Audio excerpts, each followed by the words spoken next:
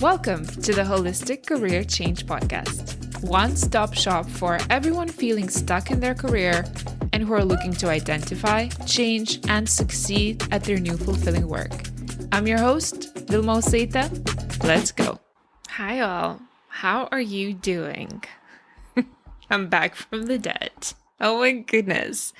It's been a moment since we've last spoke and I missed you all so much. I'm gonna come clean. I've been busy this summer. I'm not gonna lie. I've been busy in my coaching practice. I've been traveling for work and pleasure, and I've been having such a beautiful and expansive summer. And those of you who've listened to my older episodes know that I do have a rather weird case of summer sadness. And this year around, I simply decided to change this. I coached myself on it. Back in spring, I think, as the summer was approaching, I was like, no, this summer is going to be different. And basically, I just challenged myself to fill my summer with fun experiences to combat my summer blues, if you will. And that, along with my thought work, has resulted in such a different summer for myself than I've ever had before. So I thought I'd share this with you as just a reminder that we can turn around and reframe almost any experience for ourselves. No matter how old, how familiar the story is, we can always choose to shift the narrative to create different thoughts and create more ease around whatever it is that we are aiming to shift. Whether it's our relationship with food or actual relationship or career. Wink, wink. Is it always so straightforward? Hell no. Obviously, there are terms and conditions. We do have certain trauma responses. We have to talk about nervous system and all the good stuff. So this is not a magic pill. However, it's a very powerful tool to have under your belt. Anyway, enough about me. I'm actually brimming with excitement today to be able to bring this episode to you. Now, this is a new concept and I've created something that I feel like offers a new lens, a new perspective through which we can look at career change. I'm not going to lie, this took a few years to crystallize and map out, as it is essentially a summary of all the hours I've spent with career changers, having this front row seat on their change journeys. And the more I work in career change and alignment, the more infatuated I become with this beautiful transformative experience. And it almost feels like this time that I spend with career changers and observing these different experiences allows me to drop in deeper into this very multi-layered, complex, yet very magical field. So over the years, I've been observing, sketching out the patterns, similarities, and differences. And that all ended up coming together and turning into this metaphor of alchemy. Career change as a process of alchemy. Now, those of you in particular, I feel like, how should I call you, spiritually curious maybe, will probably enjoy this concept and get a bit of a kick out of it. Others, my more left brain thinkers, may actually be a little more perplexed. Like, what does alchemy have to do with career change, you may think? Well, stick around and I'll walk you through this. If you've been listening to my other podcast episodes or you follow me on Instagram, by now you probably have gathered that my approach to realigning your career is not necessarily conventional. It's holistic, it's all-encompassing, it's about making space for that complex, imperfect, multi-layered humanity that we all contain within. And career change to me is firstly about inner transformation, an identity change, and a rebirth. I'm going to be honest though. Early on when I started working with career changers, I actually thought that this journey was mostly about finding the right process, outlining intentional steps, creating a strategy, and then basically moving into transition. Right? I call it the very masculine way of looking at it. I was thinking a very linear structure, constrained fashion, and I didn't always make space for the mystique of finding one's one's way back to their truth or to their purpose, both in career and in their lives, because they go kind of hand in hand. And if you ask me now, after having held space and witnessed many purpose journeys, I'd say that our quest for purpose and career fulfillment is magic and mystery above strategy. And it's all about that inner alchemical transformation. But let me start from the beginning, okay? First, I want to really, really quickly set the scene and share with you a short story, if you will, on the origins of alchemy as modern historians define it now. Obviously, there's, we can't be exactly sure. There's a little bit of guessing and assuming, and I will definitely not go into too much detail here, but I think it's fascinating to understand the history behind this mystical science of alchemy. So, it is believed that alchemy was actually born in ancient Egypt, where the word chem was connected to the fertility of the floodplains around Nile River, right?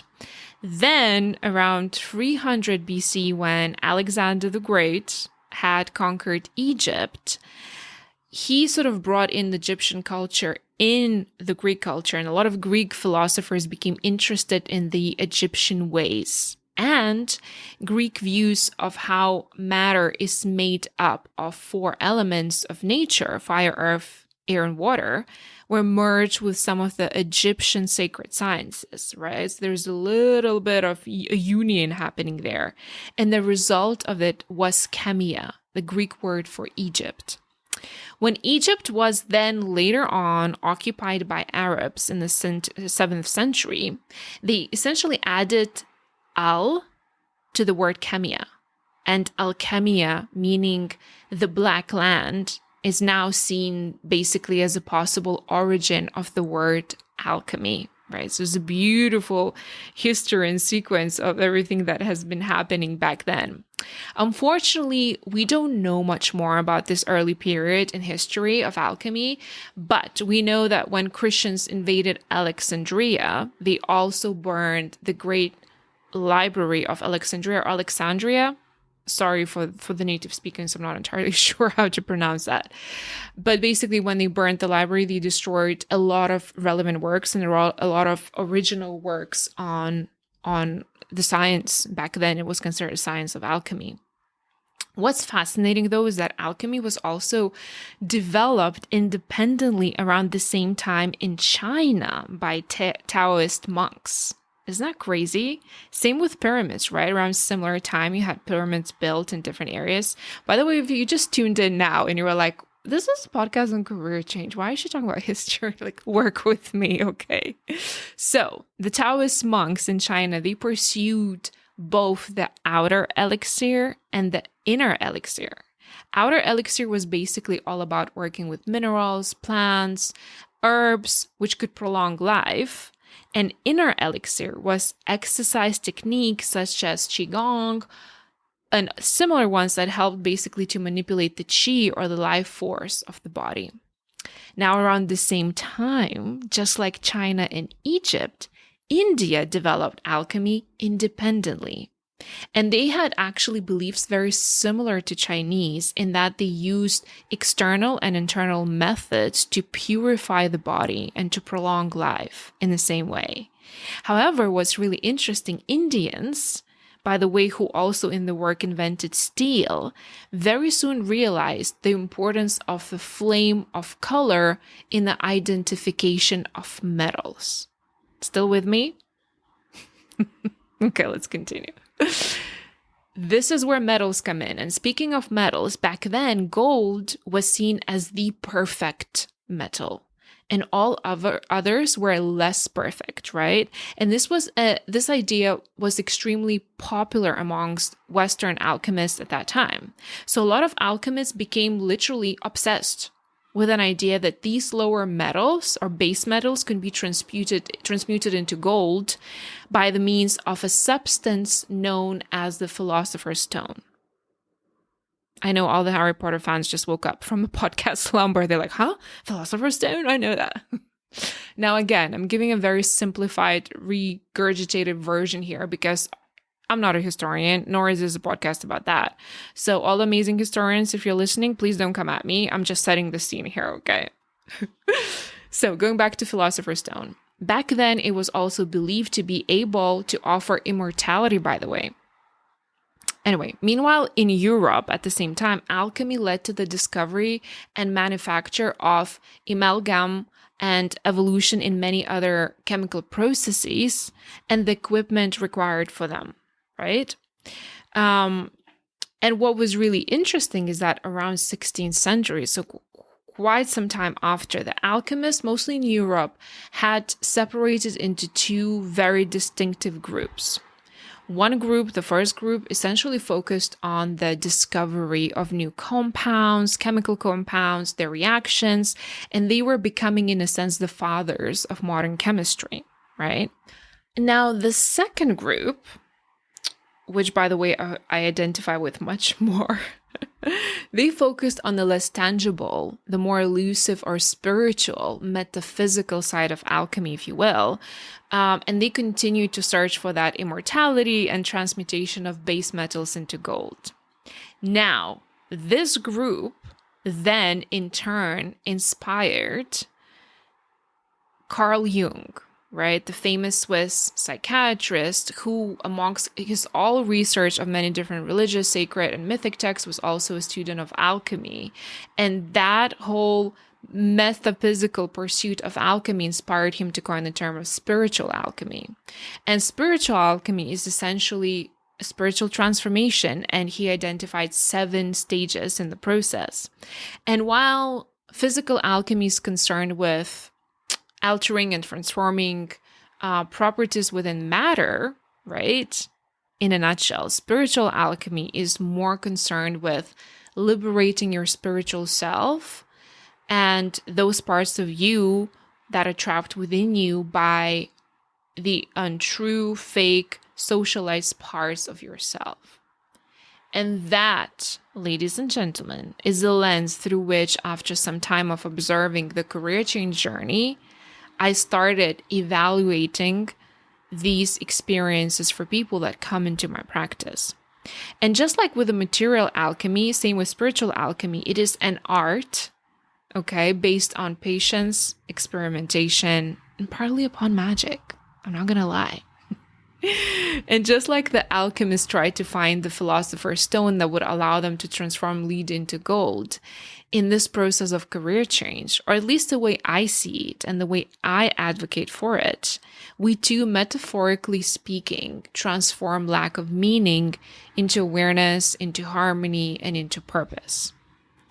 A true career change, as I'm sure I've mentioned on this podcast several times before, is first and foremost an identity shift, which means that through this process, we have to eliminate, like I said, inauthentic parts like old beliefs, concepts, wounds, fears, and all that is in a way of achieving our self-actualization in order to crystallize that authentic self. And once we have access to the authentic self, we also have access to clarity regarding true career direction. So it's all linked together, right? And I know that is a rather philosophical way to look at it, yet if you ask me right now, I don't think that at this point I can look at it at any different way. Because, okay, let me introduce this to you. So there are several types of change, especially when it applies to career paths. You may have a technical change, or you may have a transformational change. And let me quickly explain each. In my world, in my universe, in order to help people achieve real, long-lasting, aligned change, we will most likely than not will have to embark on that deep transformational change. Now, technical change is quicker. It's more surface level. It's basically identifying targets, defining the action plan to get there. It does not require much introspection. It does not ask questions. It's kind of like head down, let's just get it done kind of energy. It's specific, it's tangible, it's straightforward. It's a strategy basically of how to get from point A to point B in the most effective way. Now, here's a very interesting observation I've made. Most of career changers, and maybe yourself included, crave for that sort of change, the technical change, or maybe at least have this expectation that their career change process will be straightforward. And honestly, they often believe that they just need a little bit of help just to get a little bit more clarity on the next step and they can efficiently transition. Can you relate to this? Listen, we all have that part within us that wants or forces this expectation upon us to solve very complex problems with oversimplified solutions. And I'm definitely not here to say that we should overcomplicate life or solutions.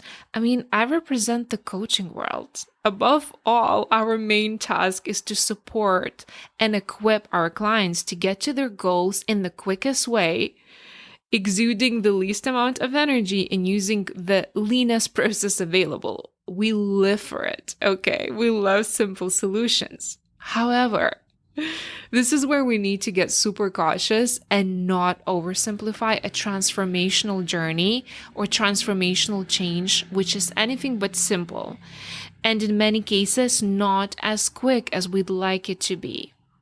If we want to do it right, that is. If we want to introduce that life-altering change that I talk about in this podcast, if that's what we're after, then technical change in most cases is not going to solve the underlying yearnings and won't help us build new sustainable careers. It just won't. And maybe you've already experienced that by changing jobs one after another and still not feeling you're in the right place. Because technical change is only effective when it's implemented on top or after transformational change. Technical change is just the conclusion of transformational change, the last part of it. And in that transformational change, we go deeper, we go to know deeper parts and aspects of ourselves. Parts of it will be tedious, chaotic, healing. It's a mixed bag of everything, but trust me, there's definitely some logic and order in the way that this process unfolds. What I'm trying to say here is that career change often proves to be so much more than just finding a new career path and switching our work circumstances. It's like a whole life overhaul, or at least the way I see it or lead my clients through this journey. And I'm sure you heard some of my clients on this podcast. They're learning how to become more aware, how to start discerning the old sabotaging stories, how to start embracing new belief system. They are learning how to practice to give themselves permission to be more of their true selves and then transition. And that, unfortunately, is not something we're used to doing a lot. So for many of us, it's almost like new skills that need to be cultivated in the way that we communicate and relate to life and to work. Okay, so now that we have that underway and I set the scene a little bit, let me walk you through the process or the stages right now. As I've mentioned, there are 7 stages in spiritual alchemy, and I've also come to identify them within career shift journeys. And before I get into it, a little bit of a disclaimer. While I will be kind of separating and outlining these stages on their own, or in a linear fashion, the real life transformation is not always as neat and as straightforward, okay? And it will often resemble a storm that is hard to contain at the beginning, yet it has some sort of inherent wisdom in the way that it chooses to move. So more often than not, these stages that I'm going to share with you now, especially the first ones, tend to overlap. So just so you know, if you're going to be listening to this podcast, which I highly recommend, and trying to identify which stage you currently are in, remember that some of them may be merged for you, okay? Cool. So now that we have that covered, let me go into the first stage. So the first stage of the spiritual career change is calcination, or the black stage.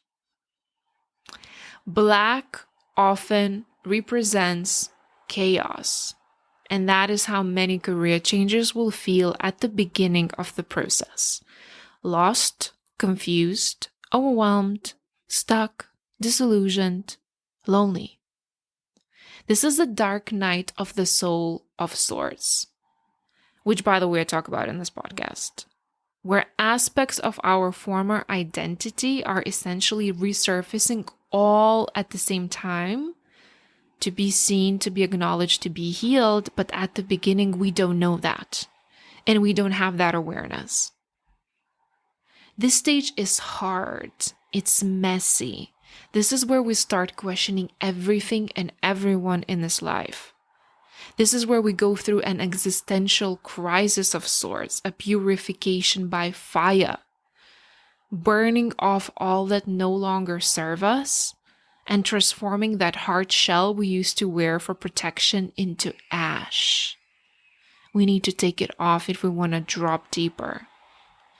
So, as you probably gathered, the element of this stage is fire. This is the stage where we will most often feel lost, confused, overwhelmed, like I already mentioned, anxious, lonely, disillusioned, demotivated.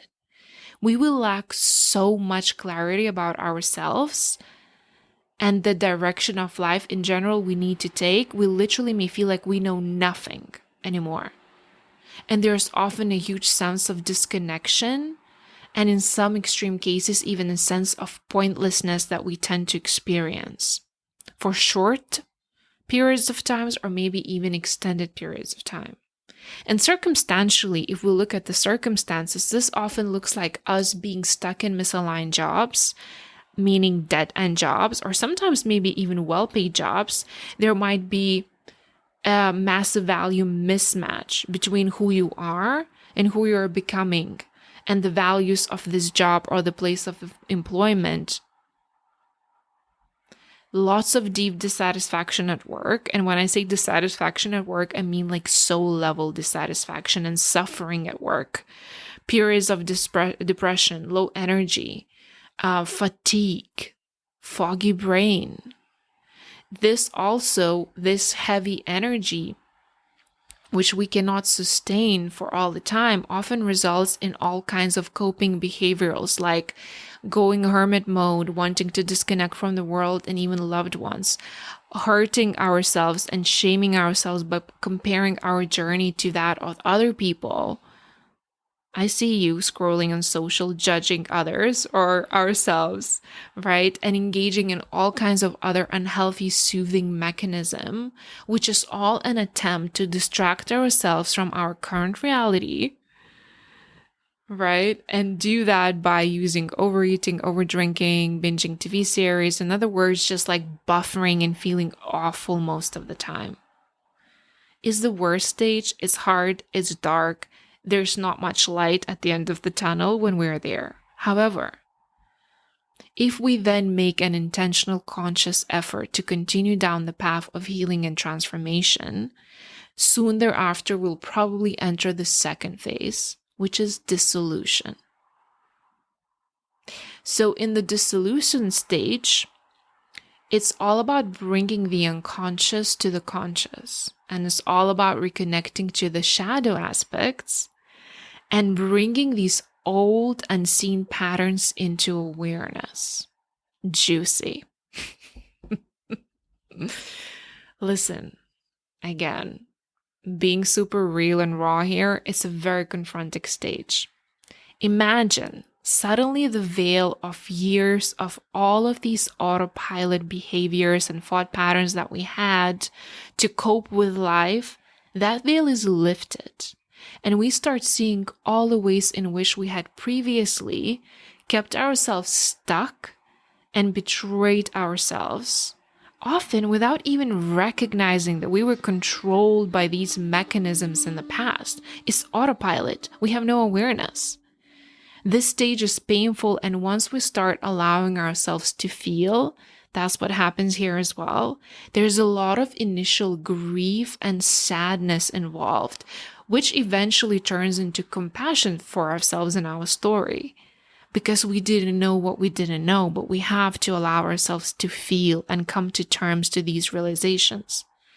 This phase cannot be successful if we haven't laid the foundation in the first stage. This is essentially the continuation of dissolving inauthentic self and parts of our old identity. and building on the work we've done in the first stage, just taking it a little bit deeper and accessing more vulnerable parts within us. In many ways, like I said, this phase is a deconstruction of those toxic parts of our ego. This stage is emotional. We often go through a turmoil of many, many intense emotions. We start to first feeling them, and then little by little start releasing these emotions, often caused by traumatic events that we had accumulated or pushed down. This is where we cleanse, we purge, we release, we integrate painful past experiences to make space for the new version of ourselves. So, the element of this stage is water. We dissolve those old aspects of self and we start letting go. And the feelings that will usually be associated with this stage are often sadness, anger, grief, frustration, pain, this huge roller coaster turmoil of emotions, lots of moodiness. You may be going from a high to an extreme low in a matter of hours or like minutes. There's a lot of processing here, a lot of integration, a lot of release, and it's so required in order to be able to move on with the next phase.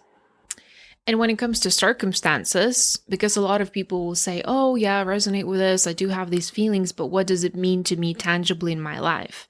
So circumstantially, similar to the first stage, here in the second stage, we will still feel disconnected to the outer world. We will still feel paralyzed and not being able to make any decisions regarding the future and still feeling pretty stuck and in pain at that ill-fitting career and lifestyle, right? The difference is while the first stage is actually more passive, the second stage is going to be more dynamic. I mean, internally, not outwardly. Because in this stage, we will often find ourselves engaging in a lot of inner dialogues. And unfortunately, often it looks like self-shaming or finger pointing. Because we start coming to terms and accepting how and why our lives turned out the way that they are. So we may either go witch hunting. In other words, we want to blame our parents, we want to blame the countries, the societies, the government who were responsible for shaping us, or we can do both. We may go into self-aggression and blame ourselves and our own lack of efforts. It's not advisable to do either of those, by the way. However, in this stage, sometimes what happens, in order to run away this heavy load of emotions that people are suddenly faced with, people may try to rush the process or start to almost like jump, quantum leap through decision making and try to find a different career, different lifestyle that would fit better. But I really would not advise you to make any decisions in terms of your future yet, because chances are that your choices will be very heavily influenced by unconscious patterns, trauma responsive, and all kinds of programming that all of us have, right? And as we continue, and if we don't get scared or put off, or like I said, end this process prematurely, we will then be allowed to move or graduate into the third stage of separation. By the way, what I mean by that is that the second career change or purpose finding stage is intense. We suddenly might start to feel all of the suppressed emotions that we were waiting to look at, and it's a lot. So that's why whatever support containers that you can get access to in this stage are so vital to be able to help you and support you as you transition into the third stage. And the third stage of the separation is about separating from your thought patterns and transforming your old limiting beliefs. This is where we start to learn only here how to manage our brains, how to create space between the thoughts and our reactions, where we start discerning unsupportive, habitual patterns and start separating our truth from the acquired socialization, programming, conditioning, or the fake self we had so meticulously created in order to survive in this world, in order to be accepted, validated, etc., right? This stage is a little more productive and a little more freeing and a little more transformative. This is where we can start to sense that things are cooking, things are changing. We finally start exercising a little bit more of that personal power. We have higher level of awareness. We feel like we have a choice in choosing the narratives and meanings we attach to any given situation.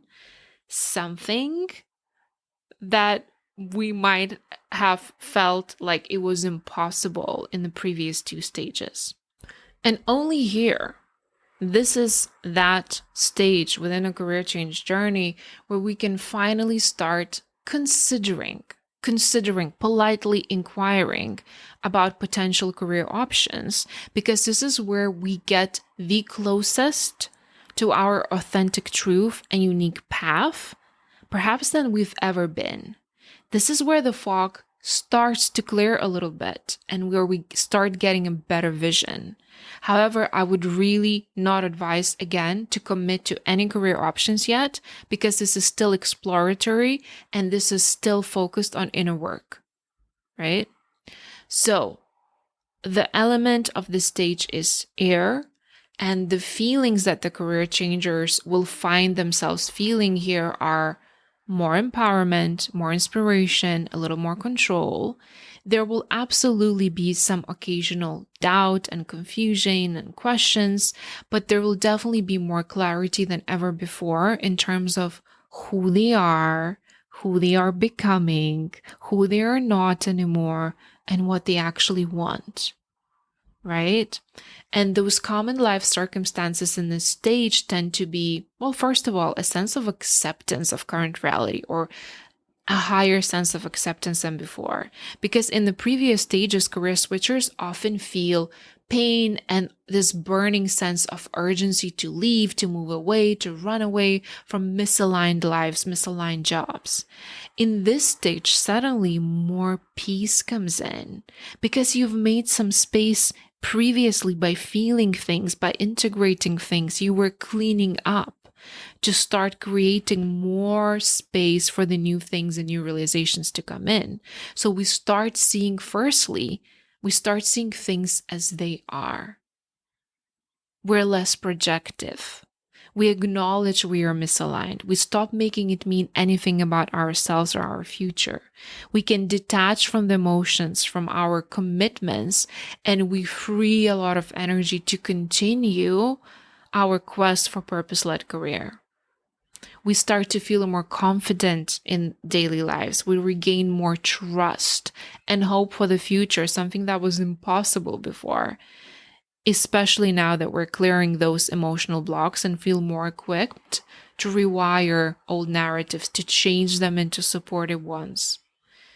And again, like I said, we will still experience some doubt here and some confusion, but it will not scare us, it will not affect us, and it will not overwhelm us in the same way. We will see doubt, but we will not become it anymore like we used to. That's a good stage. And from my experience, I can say only here my clients and I can finally start the process of career design, finding the best matching option for them, because everything before that, honestly, is prep work and that foundational work. The example I like to share, which I heard somewhere else, I can't recall, it didn't come up with this, but I think it's such a good metaphor for also changing careers or finding purpose, is imagining the process of building a skyscraper, which is when they start the process, right, before the plans are made and the engineers work with architects and kind of devise all of these intricate structures.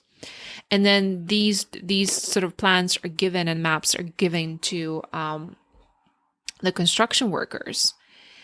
They start at first by digging this deep hole in the ground and starting to build the foundational structural pieces that will form the basis for the skyscraper. And imagine you were passing by this construction site every day, right? So there could be months on end you passing by and seeing no progress except the construction workers walking around the hole in the ground, kind of doing something, right? And then you think like, construction workers, man, the same everywhere. Lazy, don't do the work. One of them is working, 15 of them are looking at him work, right? You're like, what are they doing there? Like, why does it take so long? However, we know that in order to build a safe skyscraper that is going to last the test of time and weather and all of not, the key is in foundation. It has to be tight enough. Honestly, engineers now don't go at me either. Like I don't know the details of it, but the main essence is that the biggest piece, the most important work starts at the foundation, building it right, making sure that it's secure, but also that it allows for movement in the building, right? And all of the good stuff that obviously I don't fully understand. But months and months and months you will passing by, you'll see no progress. You'll be like, what are they doing? Up until one day you pass by and you see there's one floor already built. And then you pass by in a week and you see there are 10 floors there. And you're like, how the F did that happen? Literally, they were in this hole in the ground for months. And then suddenly in a couple of weeks, we have 20-story building and they're building more. It's because they did the majority of work. They prepped it, right? So then adding the different layers and the different floors becomes very easy. And that is the exact same thing we're doing when we're going through that transformational career change. The beginning may feel long and arduous, but once we have that solid foundation, adding the floors and building the most spectacular aligned career becomes so much easier. Okay, so the fourth stage, going back to the stages, is when we start seeing that movement and change. Or this is a stage that in spiritual alchemy is referred to as conjunction.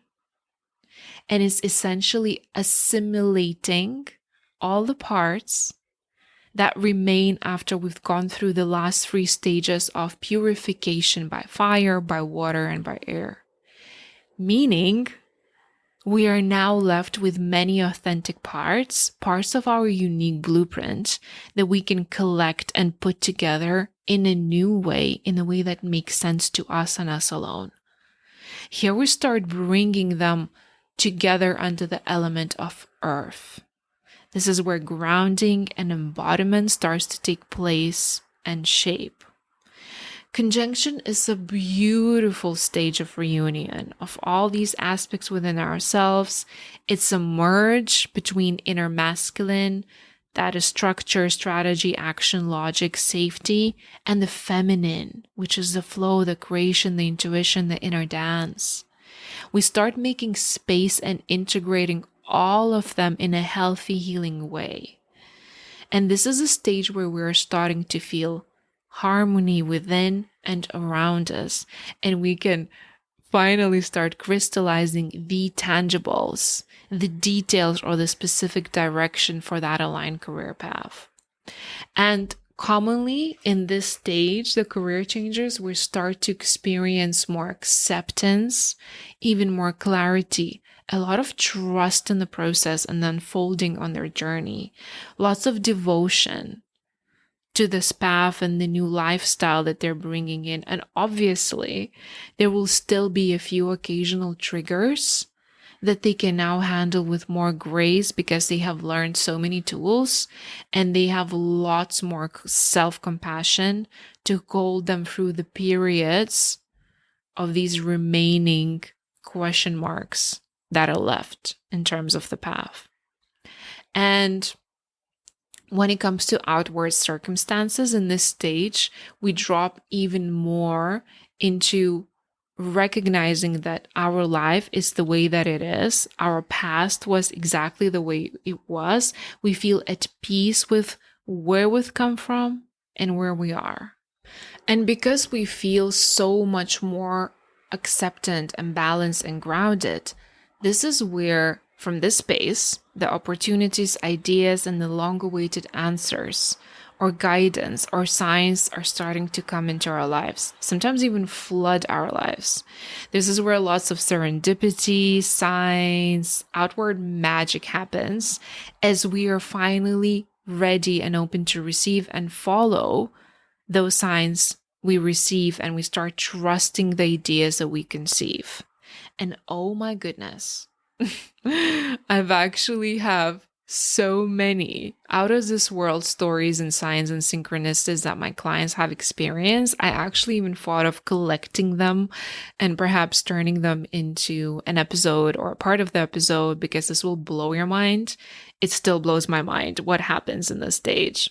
And this is also the stage when we can finally, only now by the way, really get to witness, B, finally get to incorporate our unique qualities like strength, skill, gifts.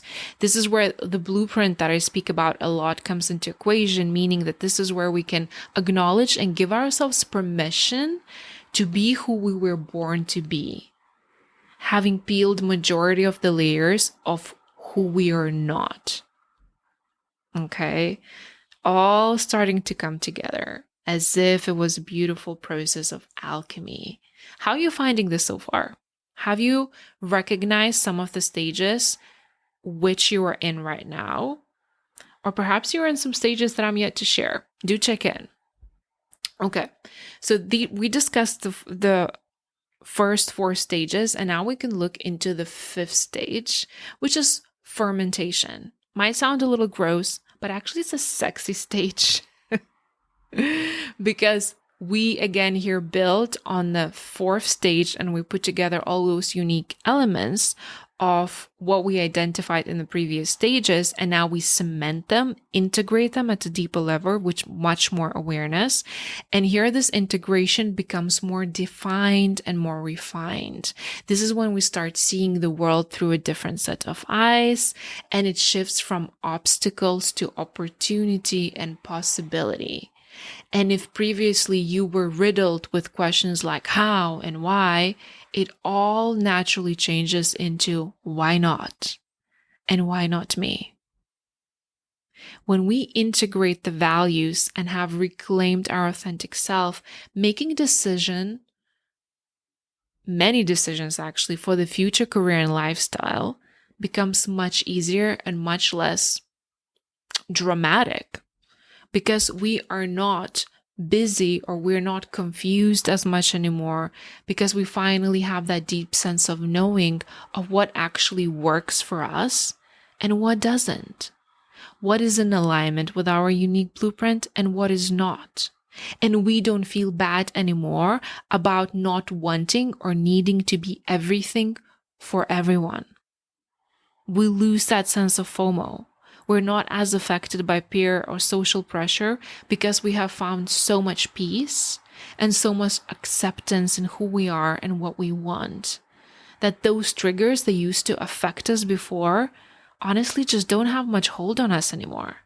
We step into creator mode, right? And this is where all 4 elements that we spoke about before, that we went through before, come together. And they become present: fire, water, air, and earth. We have integrated all of them.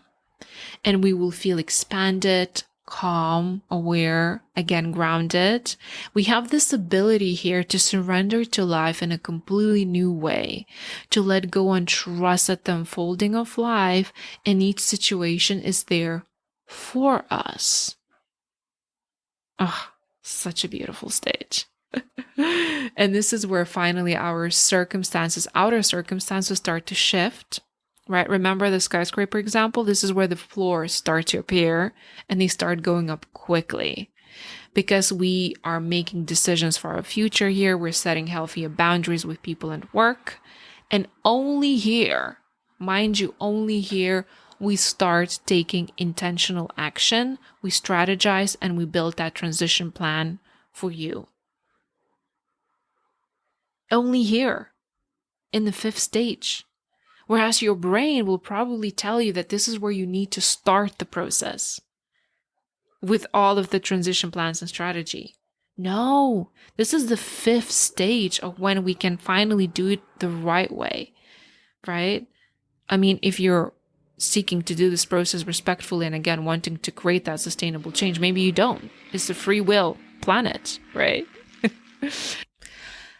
Okay, and we now arrive at the final 2 stages, the 6th and the 7th. I sort of tend to merge them together, and they're called distillation and coagulation or solidification. I packed them together because honestly, this is where we'll be spending the rest of our lives. Let's just be real here. Once we've gone through the initial 5 stages, we will most likely be on the loop of the 6th and the 7th stage, right? Distillation and solidification, back and forth, back and forth. Now, these last stages are all about continuing or continuously removing the impurities or integrating new shadow aspects so we could continue getting closer to our true essential self, because there are so many layers to our authentic self. We never just arrive at it. We can always drop deeper and take another layer off when we're ready. Right? So here we'll be continuously doing that, moving closer to unique essence, to our blueprint, to our purpose actualized. And I really think this is a perpetual dance as long as we're embodying these beautiful bodysuits, right? And I don't think this work can ever be completed, at least not in this incarnation, based on my own beliefs. I think it's about refining, it's meeting new aspects of ourselves, it's ebbing and flowing with life, it's being human being that houses a soul within, right? It's living in alignment and staying open to learn and to evolve. And this is where we continue with that unification of polarities, continue unifying and merging and befriending body and soul, masculine, feminine, spirit, and matter. This is where our highest self, our inner knowing, our intuition resumes the role as the captain of the ship. And our thinking mind becomes its loyal right-hand man or woman. And these are the right places, because majority of us right now lead lives where the two have the roles reversed. Where the mind that can be hacked, by the way, by all the programming that we talk about a lot, is leading the way. And your intuition or your higher self is kind of somewhere floating around being like, no, please, no, quit the job, marry the man, right? This is in the last 2 changes where the two reverse, and when we can truly experience what it's like to be a human who's creating their reality. This is where all of the law of attraction and all the other modalities come in at the exalted version of them. Because here we finally feel at home in integrity. We're in creative mode, right? We flow, we embrace, embody, and start living our purpose and walking that aligned path daily. We're not afraid anymore to follow that inner guidance, respect the inner world, and take action in the outer world. And doing all of that, living at one in integrity between our thoughts, our words, and our actions. And like I said, listen, we will still be challenged by circumstances, but we won't be feeling fearful and we won't be afraid of setbacks anymore.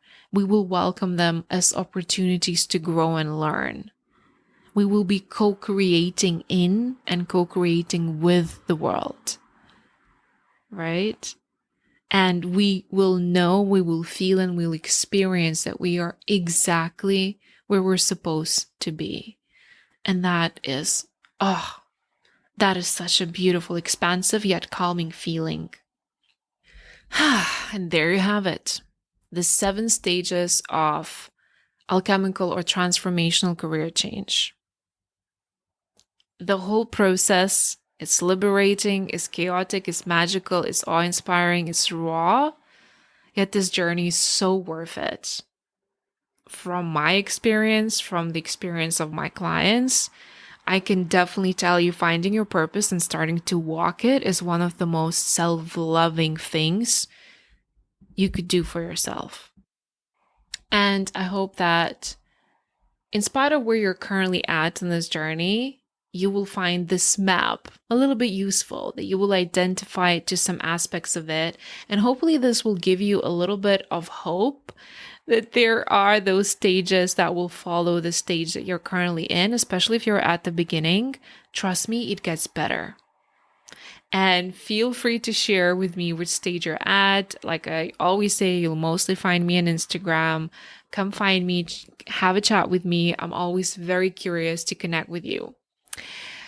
To some of you, by the way, all of this might sound like a lot. Vilma, what are you talking about? 7 stages, so much work. Just give me, my 5 steps, how to transition into purpose-led career, and I'll be happy. But honestly, I'll tell you, this whole process, while it might have sounded busy and a lot of work, once you give in, it's mostly intuitive process. You know why? Because you are this super advanced micro universe with so many intricate magical systems and processes within that once you set sail on this path and you're intentional, you want to go there, your whole being will readjust. Okay? And this is, by the way, one of the biggest surprises I think many career changers seem to experience, at least in my process, is that they come in thinking that they will get just a nice career switch, but they leave with a complete life overhaul. Because it's not just a career change, it's inner revolution. Oh, this is where I'm going to peace out. I'm going to love you. I'm going to leave you. And I'm going to speak to you soon. Bye. Thank you for spending time with me today. If you'd like to take this work further, make sure you head over to the show notes and click on the scheduling link to book your consultation call. Can't wait to meet you.